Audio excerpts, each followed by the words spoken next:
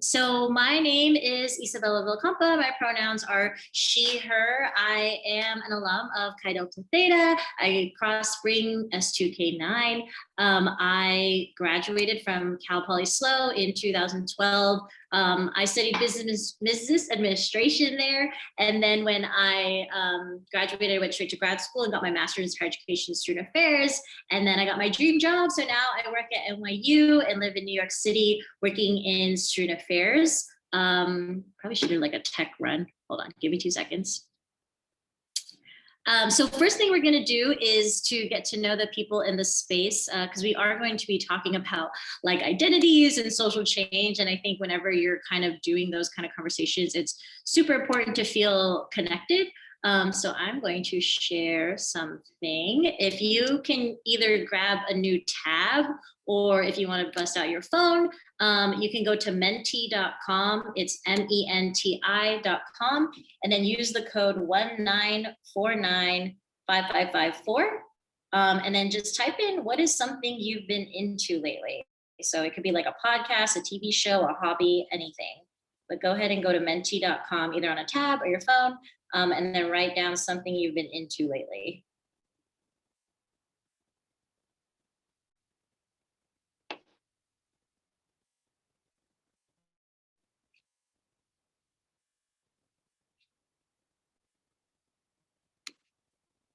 Teen Wolf. Oh my gosh, I love Teen Wolf. RuPaul's, plants, watercolor, cooking. It's just nice to get a feel for like the vibe of people too. Other answers? Bridgerton. Matcha. Home workouts, yes. For anyone who is a Chi Delt, I graduated, I said 2012, and there's some people from my era that every Tuesday and Thursday we get together and do a Zoom workout. I think Sandy's here. She's part of that. So it's nice accountability. I love Grace and Frankie. Oh my gosh, I like watched the whole thing. I'm obsessed with it. Amazing. Okay, the next question is, in one quick phrase, what is your ideal job or type of work you'd love to be involved with? One of my favorite things I've ever learned is the saying of, I've had a lot of jobs, but that's not my work. And I really love that idea that what we major in undergrad or what our job title is at the time does not define like what kind of impact we want to have in the world, or like what type of, like our life's work. So I think it's like a different framing of what type of work would you like to be involved in? Law, social work, healthcare, LGBTQ advocacy, psychology. Oh my gosh, this is like a change the world group. I love it. Well, I guess it's like the people who show up to something like this. That's the vibe, right? Architecture, marketing at a video game company that lets me stream video games for fun on the side. LOL.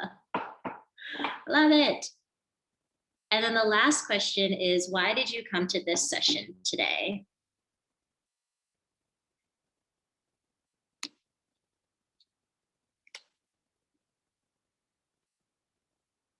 Oh, thanks. I wish I knew who wrote it. It's like anonymous. Wait, where is it? Oh my God. Why is this happening? Ah! Okay, there you go. Expand perspectives. Thanks for the love, peeps. Appreciate it. I love you all too, even though I can't see you. Wow, what a love fest. I appreciate it, everyone. Thank you. Learn how to change the world from an individual level. Absolutely. Cool. So we're going to jump into it. I'm adjusting the way I'm doing this in technical terms behind the scenes. But we are good. I'm going to share my screen. So for today, basically what I hope you get out of it is considering these two ideas, and we're going to do a lot of things to explore it. So the first one is that our identities matter. Individuals experience everyday life differently based on who they are, and you can play a role in change. Yes, you. And there's many ways to do this. So if there's anything you get out of this, it's just this idea that our identities matter, and you absolutely can play a role in change. I think it's important to start with some community agreements, especially when we're talking about things like identities and social change and social justice. So these are great practices to have whenever you're doing this type of work. The importance of using I statements and speaking for yourself, being open-minded, share knowledge mindfully, experiment with new ideas and hold multiple truths. So something that's true for you might look differently for something that's true for someone else, but we can hold multiple truths. Practice active listening, lean into discomfort, take space, make space. We'll talk about that a little bit later. But if you're someone who is really quick at speaking your mind, maybe try to make some space for other people to share. But we do have limited time together. And I think a lot of learning and growth, which sounds like what people came here for, can come from sharing your voice. So I encourage you to speak up. And this is an opportunity for encouragement and empowering each other to kind of grow in our learning. And please use the chat. The way that Zoom is, like I can only see my face in the thing, but would love to have some engagement too.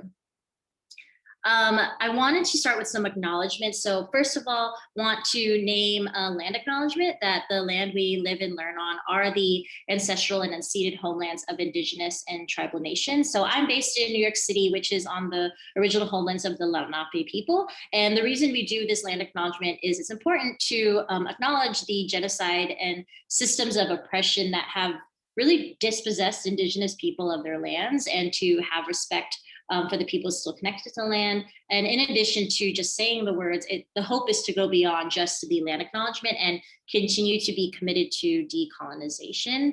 Also wanted to acknowledge this for this moment in time, 2020, 2021, really having social on a society level conversations of Black Lives Matter. And we see the anti-Asian racism and violence and xenophobia, the COVID pandemic, it's the end of the academic year. So there's definitely a lot going on. And I think it's important to name that. And with that, there's some clear patterns and a history of injustice based on this idea of systemic oppression. And that this system is something that we are a part of. And my hope is that we can create space together right now to take a moment to just pause, acknowledgement, and think about who we are and who we want to be during this time. So with that, I definitely thank you for being here, and invite us to take like a collective breath, like, we're going to jump into naming a bunch of different concepts very quickly. There's so much we can talk about. And the intention is just to plant seeds of thought. So we're gonna kind of provide a common foundation for conversation and creating this space. I recognize that we're all coming from varied experiences and talking about social justice. So our focus today is just to be as inviting as possible for everyone and create this genuine sense of community for dialogue. So now I'm just gonna like throw a bunch of information at you. And just like I said, it's to get to plant seeds to think about it a little bit more. So first one is the idea of equality and equity. So there's a difference between everyone has a shoe and everyone has a shoe that fits. And this is a visual for you. These are maybe some words that you've heard. Inequality, unequal access to opportunities. Equality is evenly distributed tools and assistance, but equity is to have custom tools that identify and address inequality. So you see, it recognizes that we aren't all the same. And so what tools do we need to be able to access these things to have a wonderful life, but having it be custom to that. And actual justice is to completely fix the system to offer equal access to both tools and opportunities. So take a second to look at that. There's a difference between inequality, equality, equity, and actual justice, which is like dismantling all of this stuff so that we can actually have equal access to it. And I think that social justice can sometimes be a little bit of a buzzword. And it's important for us to take time to think really intently of what do we mean when we're talking about social justice. So this is one definition that we use at NYU, which is looking at social justice as a process and a goal that seeks the full and equal participation of all groups in a society that is mutually shaped to meet their needs. And it includes a vision of society that's equitable and all members are physically and psychologically safe and secure. So I think back in the day, we used to talk about like, diversity is super important, which it is, but diversity is more who we are and social justice is what we do actively. So just to throw this at you, and you can Google it and look at it more another time, but there's this model called Developmental Model of Intercultural Sensitivity. So if you're having a really difficult conversation with someone, think about where they might align on the continuum and also in relation with you. How do we experience difference? So there's maybe this model from denial to defense to minimization, acceptance, adaptation, and integration. So what this looks like is denying that differences exist. And maybe in minimization, that's when you start to hear things like, we're all the same.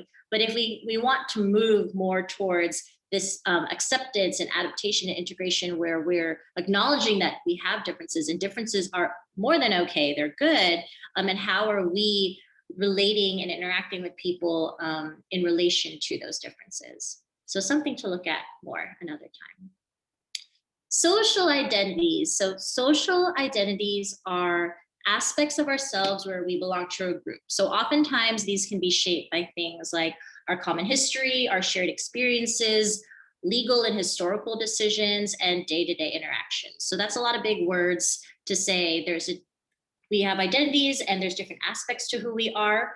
There's differences between social identities and personal identities. So social identities are things more on the left, like I am Pacific Islander, I'm South Asian, I'm queer, I'm US citizen, Gen Z. Personal identities can be super important to who you are, and they make up like your individual traits, but these are more like hobbies, interests, experiences. So it's important to me that I'm a student or a daughter from the 626, a social media influencer. So you can kind of see the difference between a social identity and a personal identity. So now I'm going to show you this. It's like the who am I identity model. Who we are can be made up of a lot of different things. So that includes our sexual orientation, our religion or spiritual affiliation, ethnicity, age, your first language, socioeconomic class, physical, emotional, developmental ability, biological sex, gender, race, national origin. And with that model, also want to throw this idea of, I think like a really sassy thing people can say is like, that's a social construct, which is true. There are a lot of things that are social constructs. So social construction, like what does that mean? Really what this is paying attention that we're constantly changing as a society. What are our social norms that we are accepting?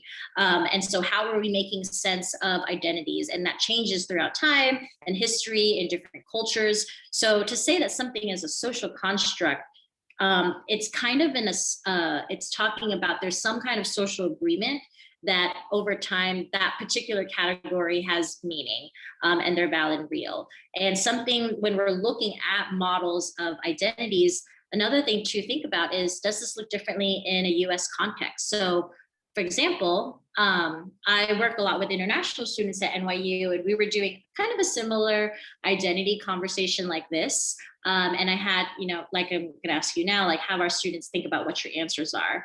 And for me, my answers were my ethnicity is Filipino, my first language is English, my race is Asian American, my national origin is US citizen. So I was kind of going through this model for myself.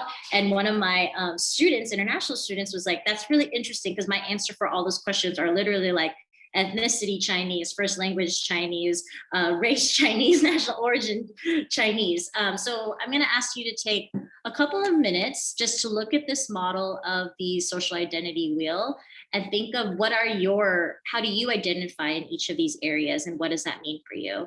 And also want to throw out this idea of intersectionality that for me, I can speak from my experience, what it means to be a woman and what it means to be Asian American and what it means to be Filipino American can feel differently for me of what it means for the intersection of all those things. What does it mean for me to be an Asian American, Filipino American woman?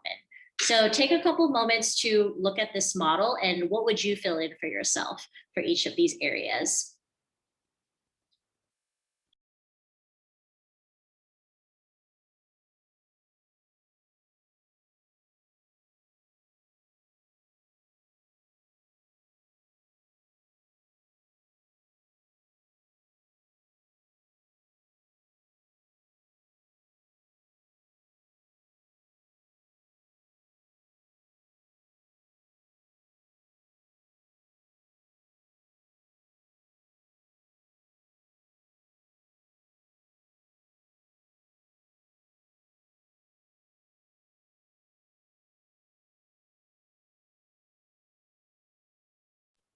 So feel free to take a screenshot of this and think about this a little bit more of kind of what makes you you and your identities.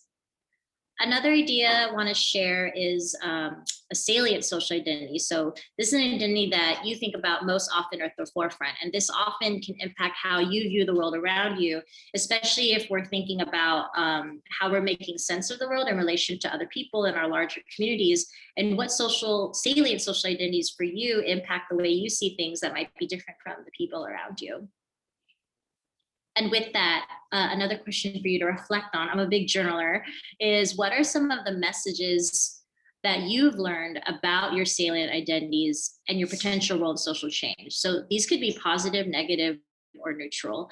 I think oftentimes in Asian American culture, we talk to friends about how it can feel like in our culture, in our family, when it comes to like social justice and social change, sometimes it was taught to us to like kind of keep our head down and not make a lot of noise about that stuff. So I invite you to think about that, or what are some of the messages, whether they're positive, negative, or neutral, that you've learned about your identity in relation to what role you could play in social change. So now that was like a crash course of like, let's all get on the same page of language. And something to the next step of this is the society that we're living in and the systems won't change if it's assumed that we don't need change. So we have to move from awareness to action. So there's so much self-work. I love the idea of like self-care and self-work that we can do to continue to be aware of who we are and how we fit into things bigger than ourselves. It's so important to feel like we are part of something so much bigger than ourselves. And then what does it look like to move from just having awareness to actual action? So something that's really important to name is the idea of solidarity. One of my favorite examples is the Third World Liberation Front. I know a lot of you are currently in college and undergrad. We have such a rich history of solidarity of specifically people of color with each other. The Third World Liberation Front was at SF State and UC Berkeley in the late 1960s, and they really spearheaded the most like prolific student strikes, and they actually resulted in the establishment of departments of ethnic studies and multicultural centers. But the really powerful thing about this was that it was a coalition of so many different organizations on campus. So the Black Student Union, the Filipino Student Organization, the Latin American Students Organization, the Mexican American Student Organization, and the Asian American Political Alliance really came together. And the Third World Liberation Front not only was the protest that led towards the establishment of ethnic studies and multicultural centers, but they really built this foundation and a legacy that our liberation is tied to one another's, and that no one injustice is mutually exclusive, and really teaching this idea that we are so much more powerful when we have and work in solidarity with each other. And then you also see this importance with the Black Lives Matter movement today. There's a Jalen Rose quote that I really appreciate that goes, "I wish America loved Black people as much as they love Black culture." So many of us connect to Black culture, the music we listen to, a lot of the artists that was playing before we were just vibing out earlier, the things that we gather around, sports and concerts and cheering on Black athletes and artists, the AAV words that come out of our mouth, like yo and low key, the list goes on and on of loving Black culture. And sometimes it can feel like we pick and choose the pieces of Blackness that we like or think are quote unquote cool. But what do we actively do to stand up for the equitable rights and lives of Black people? So just something to think about of how are we actively engaging in solidarity versus allyship. So at NYU, we have this thing called NYU Solidarity Week, and I'll put a link in the chat later. There's cool resources there, like this thing on the right you see of ways to practice solidarity. And the idea of that is that we are part of big systems that have micro communities. And with that, it can be challenging to have like meaningful cross-cultural interactions. So especially in college, it's so exciting. Like, oh, our schools are so, like there's a lot of diversity. There's a lot of different type of people. But what does it mean? You can't just stick a bunch of different people in the same room and think that everything's gonna be cool. How are we fostering meaningful cross-cultural interaction and growth? So a lot of this is around deepening our understanding of the experience of others, and how can we shift the conversation of oppression is such a big word, to emphasize more of collective justice. And something I would offer you is there's a difference between solidarity and allyship. Allyship is not a bad thing. It's often the first level of commitment to thinking about communities that are different than you. But we really want to push towards solidarity work. And that includes having this commitment to others and a recognition that our shared responsibility towards collective freedom. So again, that was me throwing a lot of information at you just to get you thinking. But for the next 30 minutes, we're going to be talking about this concept of mapping our roles in a social change ecosystem. So who are you? Because we just talked about our identities matter and who we are as individuals, and what is natural for you. There's no, I think, you know, a lot of us showed up today because we're feeling this calling of what can we do? How can we take action to make the world a better place, and to advocate and demand social justice? But that looks very differently. There's not one right way to do it. And so that's kind of what this model is that I would offer to you. It was created by Deepa Iyer, the Solidarity is in Building Movement project. And I'm going to take some time to go through these. And while I do, invite you to think for yourself, what stands out to you? What do you think, how do you think you might fall in this as one of your natural strengths? So these are different roles in a social change ecosystem, and they all absolutely matter. So I'm interested in you thinking about where you might fall in this. So we have weavers. I see through lines of connectivity between people, places, organizations, ideas, and movements. Experimenters. I innovate, pioneer, and invent. I take risks and course correct as needed. Frontline responders. I address community crises by marshaling and organizing resources, networks, and messages. This might be the people you see on the protests in the streets, organizing everyone to safely march to the streets. Visionaries. I imagine and generate our boldest possibilities, hopes, and dreams, and remind us of our direction. Storytellers. I craft and share our community stories, cultures, experiences, histories, and possibilities through art, music, media, and movement. Caregivers. I nurture and nourish the people around me by creating and sustaining a community of care, joy, and connection. Disruptors. I take uncomfortable and risky actions to shake up the status quo, to raise awareness, and to build power. Healers. I recognize and tend to the generational and current traumas caused by oppressive systems, institutions, policies, and practices. Builders. I develop, organize, and implement ideas, practices, people, and resources in service of a collective vision. And guides. I teach, counsel, and advise using my gifts of well-earned discernment and wisdom. Weavers, experimenters, frontline responders, visionaries, storytellers, caregivers, disruptors, healers, builders, and guides. This is all one big ecosystem for social change, and everyone as individuals have different natural talents or things that they might want to be interested in growing more to have that. So I ask you now to take a screenshot of this, and this is where I hope we can get a little bit interactive. So if you weren't mentally ready for that, you don't necessarily have to put your camera on, but it's more fun and less awkward, honestly, if you do put your camera on, because we are going to ask a couple people to share. I originally was going to have us go out to breakout rooms, but I think we will just do it all together here. So take a screenshot of this so that you have that as a reference for which one you think might resonate most with you. And let's take some time to talk about it, to be an active participant in the growth. I feel like talking is a big part of that. So I'm going to ask as many people as possible to share. The first one is just to quickly introduce yourself. So your names, pronouns, where you consider home, and your academic or professional field or area of interest. And then on a scale of 1 to 4, what is your comfort level with having conversations about social justice? And then our role in social change ecosystem. What role do you feel comfortable and natural playing, and why? What role makes you come alive, and why? Are there any differences between these two responses for you to explore? How could you stretch yourself? Where can you take bolder risks? I'll stay on group. I'm like going back and forth if we should go into rooms, but I will have us all stay together. So Biko, you don't have to answer all of these. They're just meant to prompt you, but why don't you introduce yourself a little bit, and then the scale of 1 to 4, and you can answer any of those questions I pose.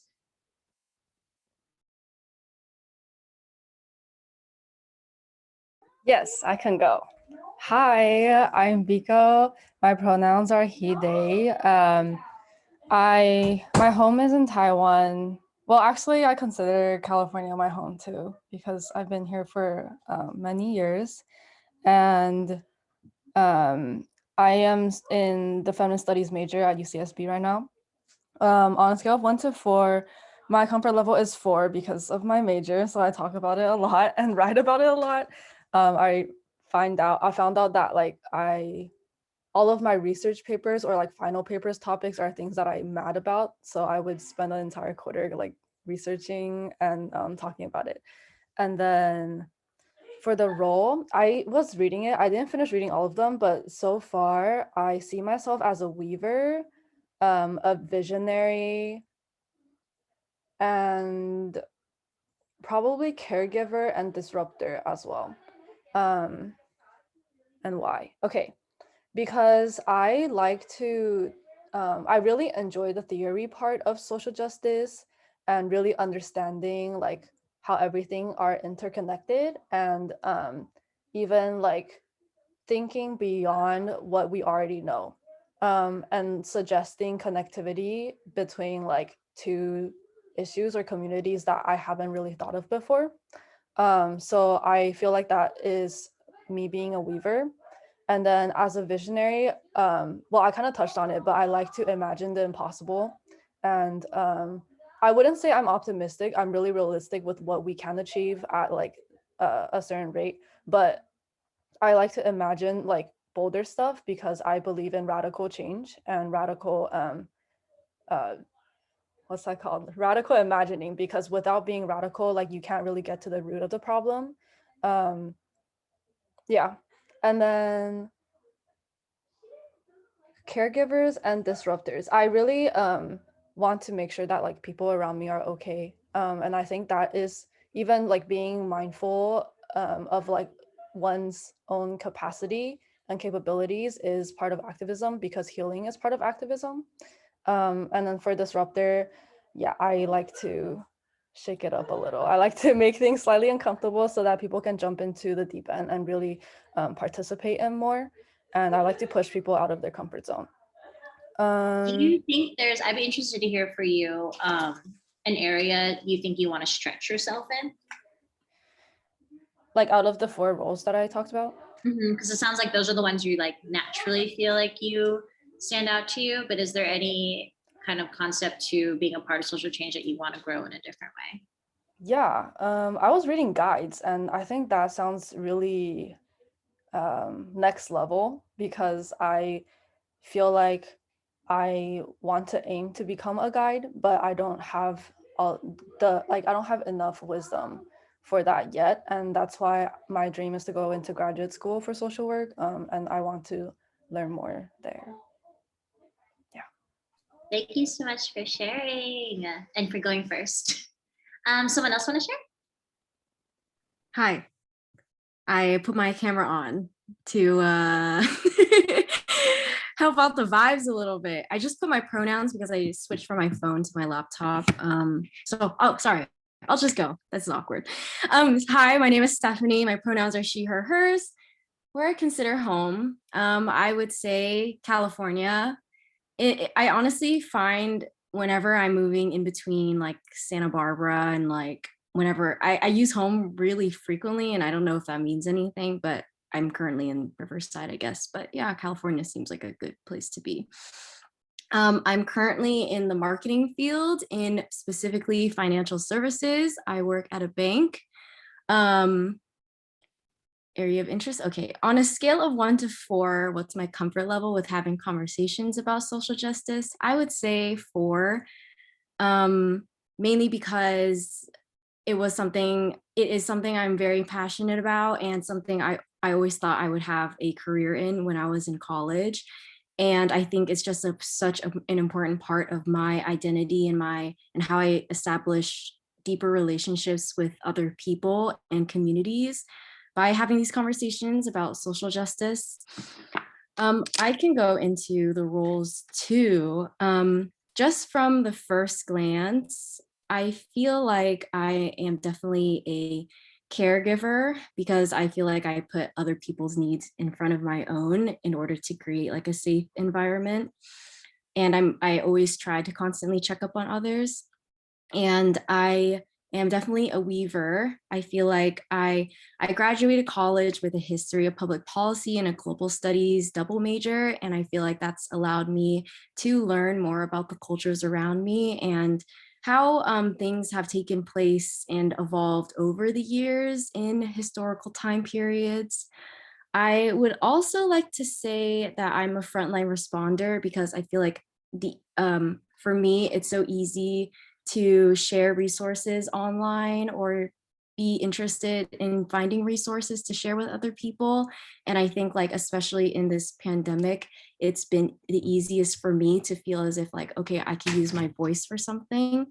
And I wish I could say guide, but the way I took this picture, I don't know what happened with the words on the screen. But I would like to say guide. It says it's using like this. Well, I teach, counsel, and advise. I think it was very interesting that Biko said that he would love to become a guide because I was going to say that, and I thought I was like, yeah, like I've got this wisdom, you know. And Biko was like, I don't have wisdom yet, and so I feel like I definitely agree with him and feel as if I would love to continue learning to be a guide, but also finding spaces where I could teach too, in things that I feel like I could teach in.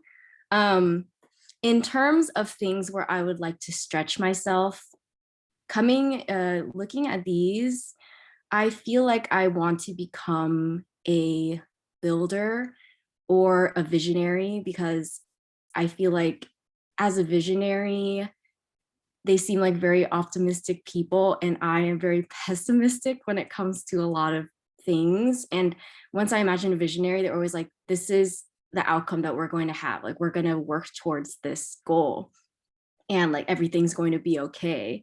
And maybe it's just like where I'm at in life, but I think I would love to position myself in such like a shining light. Yep, it's really hard not to be pessimistic. And builder, I honestly just feel as if I want to take that next step, being beyond sharing resources on social media and being in that space. Like I want to like volunteer. Like I want to find organizations around me where I can volunteer and actually be inside of my communities. And I think it's a little bit harder because of the pandemic and like I don't know where I can find myself, but I hope that I'm able to find those spaces like soon in as like I develop myself and like I move out of the IE and stuff like that. But I honestly feel as if when you're doing on the grounds work, that's when you make the biggest difference. And yeah. Yes, thank you so much for sharing. And I actually really appreciate you mentioning the idea of sharing things on social media. That was something that was interesting to me in the past year, was that I think there was this conversation around an idea of like performative activism, right? So it's like, what does it mean to be an activist? If I put my pronouns in my Zoom name, am I an activist? If I share, a really like aesthetically pleasing graphic on Instagram, am I an activist? Is an activist only someone who's marching in the streets? And that's what I really appreciate about this social change roles ecosystem model, is that there's so many different ways. There's not one way to quote unquote be an activist or be an active part of social change, as long as the intention behind it is genuine. And I think that that is something that is important for us as a community, and this idea of solidarity, and that we can, there's so much more power if we come together and we can hold each other accountable to be genuine in the work that we're trying to do towards like liberation and social change. And how can we be empowering that there are different roles that people could take in that as well. There's no one right way or a wrong way to do, like there's no better way, I think. this is not an oppression Olympics. It's not like a competition of who's like better at it. And I think that there's so much power if we kind of work together and encourage each other's growth in that, for sure. Thank you for sharing and putting your video on. Steph, do you want to share out loud or just read the chat? Oh, I could share. I didn't want to interrupt you in wondering if you were going to move on to another thing. So No, go for it. I just said that I feel like in the beginning of the pandemic, I was so on top of like, do you need to read this? Like, have you watched this? Like, this is what they're saying. This is what I feel about it. And then it like completely burned me out. And it made me feel really bad about like my role in social justice activism. And I was like, what can I do outside of being on social media all the time that like I know has like I can work towards this better world or this better goal that everyone wants to achieve. And like it's been like harder coming to terms with like, okay, like I don't need to constantly be sharing these items all the time or like putting in my 2 cents if I know that I'm like on the side researching my own organizations. I like donate money in my own time without needing to share it. And it's just like little things like that where it makes you feel like more confident and like feeling as if like I'm not doing this just to post it, if that makes sense. It's different for everyone, but for me, like I needed to plug out and that was really hard for me to accept. I feel like that's like the 2.0 of this is that there's also negotiation that we want to be active and a part of social change and not just like sit in our privilege and be like, that's someone else's problem, or even for our own communities to speak up. And at the same time, how are we taking care of ourselves and naming that trauma is very real, or like stress is very real. Like reading the news can bring up a lot of things for us in different ways. And so we are able to do our best work if we are at our best selves too, of making sure it's not always going to be perfect or linear, but it is so important to take care of ourselves in the process as well. And that's why I really, really believe in this idea of community and community care and leaning on each other. If we're intentional about it and the intentions are good, it is totally important to take care of ourselves in that as well. I recently started to go back to therapy weekly, and I feel like I'm on this like rampage of telling everyone like everyone should go to therapy, and totally want to normalize like mental health is super important. Like it's normal for us to ask people like, oh, have you been to the gym? And I am trying to get to a place where it's like there's no stigma, and it's normal for us to ask people like, have you been to a therapist? And a lot of that is important. One, we are going through so much as a society right now, even with the pandemic alone, let alone like all our different intersectional identities that might be feeling most affected by some things that are happening in the world. But also it's important to be preventative and have healthy spaces for processing. So if you aren't going to therapists, that's my soapbox of like, especially if you're a college student, you probably have like college resources for like mental health and things like that, of like wellness. So definitely encourage you to check that out. I'd love to hear from maybe like 2 more people. What came up for you when you're looking at this? What stood out to you? What role do you feel comfortable playing? What makes you come alive? I love that question. So hear from someone else. Hello, everyone. Hi, Isa. I am Joanne.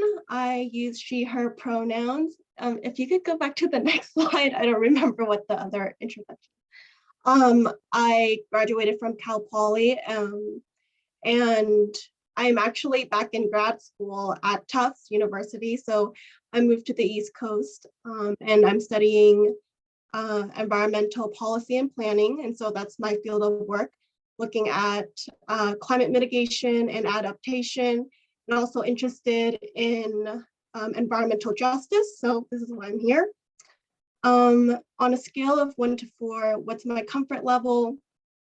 I would have to say 3 to 4, depending on who I'm talking to. I think in a classroom academic setting, you would feel more safe to, I guess, have a safe conversation because, you know, kind of get an idea of where your peers are like in position. So it really depends on who I'm having the conversation with.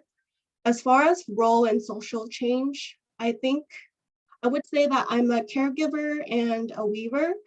caregiver because I'm actively volunteering even after graduating from Cal Poly and just working. I also volunteer on the side, and then even after going to grad school, I managed to find an organization that I feel very passionate about and volunteering my time, and that makes me feel the most joy and feel like I'm giving back to the community.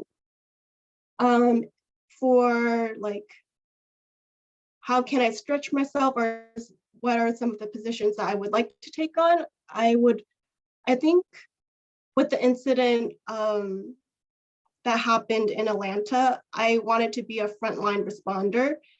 That's how like I felt very angry. So that was like a position I wished I could have taken, as well as maybe a guide, and like also a builder to be more actively involved. It's so good to see you. And I wanted to push you a little bit because I do know you, this idea of comfort level with having conversations about social justice. And I think you kind of implicitly brought up a really good point of having conversations in a setting like this, where it's like self-selected people who are interested in growing in this area, and having conversations with someone that is like actively a different political ideology from you, or like our aunties and uncles that maybe haven't done like decolonization work and are just like saying problematic things on Facebook. You know, like I think that is a really interesting conversation or thing to think about, is like, how are we actively having these conversations beyond our comfort zone? So it's so important to have people you don't have to explain yourself around. Affinity is really important. And at the same time, how are we working through healthy dialogue that sometimes can feel challenging? So I'm interested kind of in your thoughts about that. Like, do you feel like you talk to your family or like people that you know have a different ideology from you, and maybe like the more difficult conversations? Yeah, especially when we talk about like activism in social media, it's actually very hard to post about things because you're in your own little bubble, your social bubble. So I feel like I've never really had the chance or opportunity to be in a conversation where they have different ideologies as me. Maybe something that might be different is speaking with my parents and having conversation about race. But even then, and even then, that's a little bit different because they are my parents, and I can get angry or get a little bit more assertive with them because I know how we stand on certain positions, but always being able to push them a little bit about changing their perspectives. I guess just like calling them out when I get the chance to. Yes, that's like a conversation for another day of how do we talk to our own parents and families. Thank you for sharing. Yeah. So these are, we're trying to have this just be a day to plant some seeds of things to look into more, and then hopefully activate and ignite some inspiration for action, and whatever that action might look like for you. So here are just some things to think about. What can we do? I think there's so many moments, and you mentioned Atlanta, and there's so many moments we should name, is that there's sadness and there's helplessness sometimes, and then there's like, I want to do something about it. And so what are some things we can do? Where do we even start? So we would offer this list to get you thinking. Continue to do self-work, reflect, and educate yourself. So thank you for coming today, and hopefully you were able to think a little bit more of reflection. Recognize challenges we face are not the same as the experience of others. So I mentioned the idea of like an oppression Olympics, that we all are experiencing things in a different way, and what is the most productive conversation? It's not who is the most oppressed, but how are we tying our liberation with each other and showing that genuine sense of solidarity and support. Pay attention to representation, identity, and power dynamics. For those who are still in school or working, when you're in a meeting, are you paying attention to who has a voice around the table, who is taking up space? How are you able to make space and have different speak up? If there's like a hiring committee and everyone on that committee is all the same race. Like there might be some bias in the hiring for opportunities and things like that. I encourage you to pay attention to representation and power dynamics and how they show up in your personal life and also in your workplaces. Use your voice, amplify others in allyship and solidarity, advocate and vote if you have the ability to. Challenge norms. Don't be afraid to name how bias shows up. Have conversations about injustice with your family, friends, and colleagues, and be confident in your power and demand justice. So now I ask you to go back to that Menti. So you can either do it on your phone or pull up a second tab, go to menti.com, and then put this code in 19495554, or if you still have it open, it should still be there. And I will share this. So would love everyone to share after today's space, what's on your mind right now?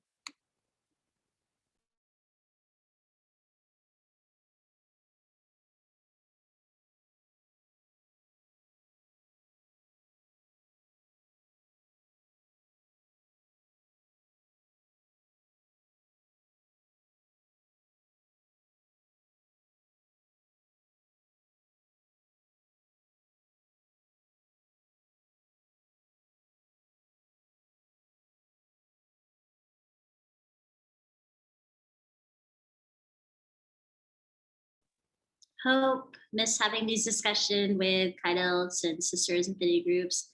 I want to be a frontline responder. I want to do more. Thinking of ways I can continue social change conversations in the different spaces I occupy.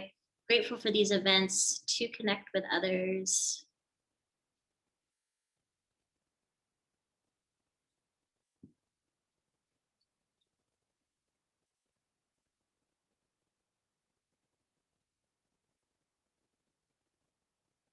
Get that wisdom. Was that you, Miko? How I identify and how I want to continue social change.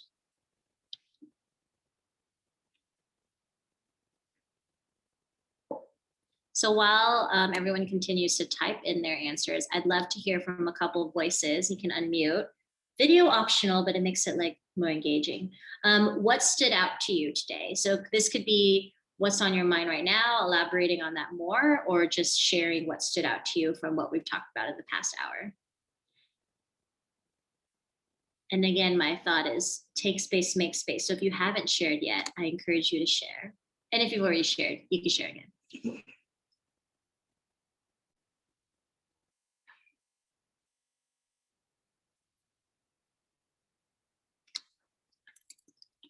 Jade, are you gonna answer?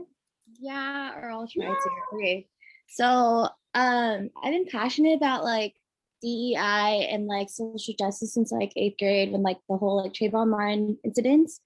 But I feel like what's like the most important thing about like DEI and like talking about like social justice is like just like conversations. And I feel like the amount of times you like revisit the same material, because like this was kind of like a refresher for me, but like what you get the most out of is like the different people you talk to or like conversate with like these topics. So like today I heard a lot about like your point of view and like Biko's point of view and like Steph's, and that was like also really fun and like enlightening and like just like mind opening. And so I don't know, I really think these conversations are like wholesome in a way, just because like I think like knowledge is enriching and like different points of view. So yeah. Steph, you want to share? I do.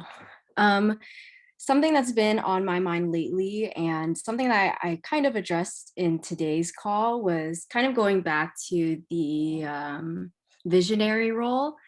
I feel like sometimes we enter, like, at least for me, I'm entering a part of my life where I feel a lot of pessimism about a lot of things. And I feel like I often trap myself into this mindset where I'm like, it's not going to get better. Like the working class is always going to suffer this way, like this, you know, like stuff like that. And I feel like I really have to remind myself after sessions like these that hope is not all lost and that I need to continue finding those things where it will inspire me to continue my work, and like I'm just not on this like cog that's just going around over and over again, but I know what I'm doing this for and like how I can better myself from these experiences. Yeah, I feel like being positive is just such an important part of like continuing on. Like, what am I doing this for? There's got to be hope somewhere.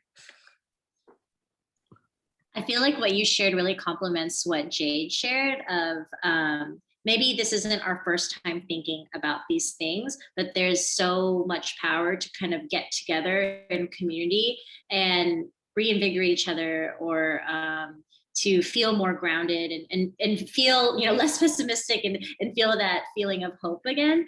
And I hope that is something that people are feeling walking away from this session we had today. I was going to say something and I totally forgot. Nope, the thought lost me, or the thought has lost my brain. Oh gosh. And then the last thing I was going to ask is one word to describe how you feel right now.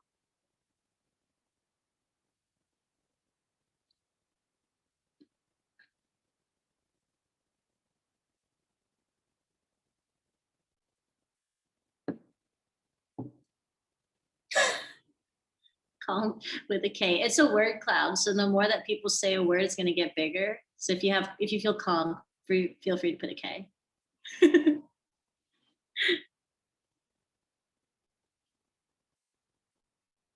Grounded, supported, hopeful, reflective.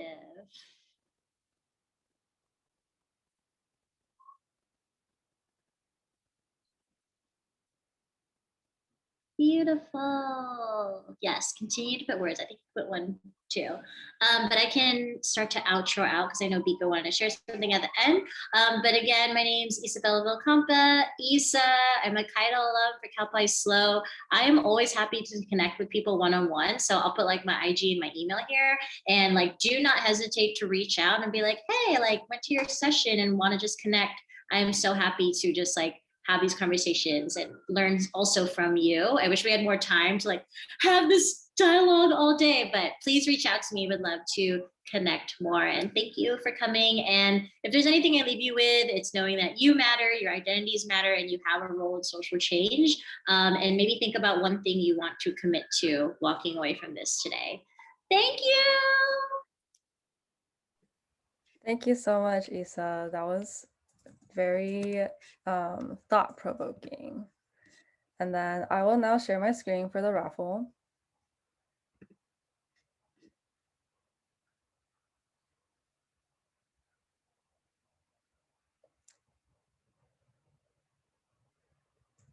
Congrats, Kim.